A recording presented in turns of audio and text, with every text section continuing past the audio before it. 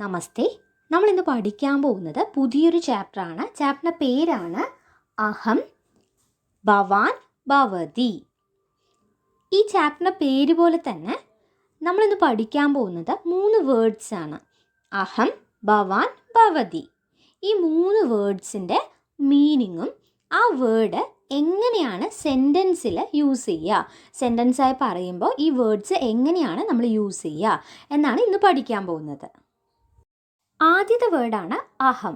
അഹം എന്ന് പറഞ്ഞു കഴിഞ്ഞാൽ ഐ എന്നാണ് മീനിങ്, അതായത് ഞാൻ. ഇപ്പോൾ ഒരാൾ ചോദിക്കുകയാണ് ഹു ആർ യു, ആരാണ് നീ എന്നൊക്കെ ചോദിക്കുകയാണെങ്കിൽ നമ്മൾ സംസ്കൃതത്തിൽ എങ്ങനെയാണ് പറയുക?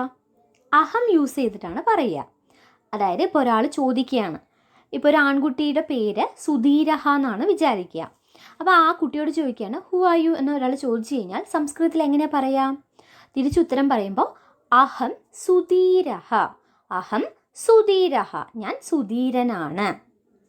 അതേസമയം ഒരു പെൺകുട്ടിയോട് ചോദിക്കുകയാണെങ്കിലോ, ഇപ്പോൾ അമൃത, ആ കുട്ടിയോട് ചോദിക്കുകയാണ് ഹു ആർ യു എന്ന് ചോദിച്ചാൽ എങ്ങനെ പറയാം ആൻസർ?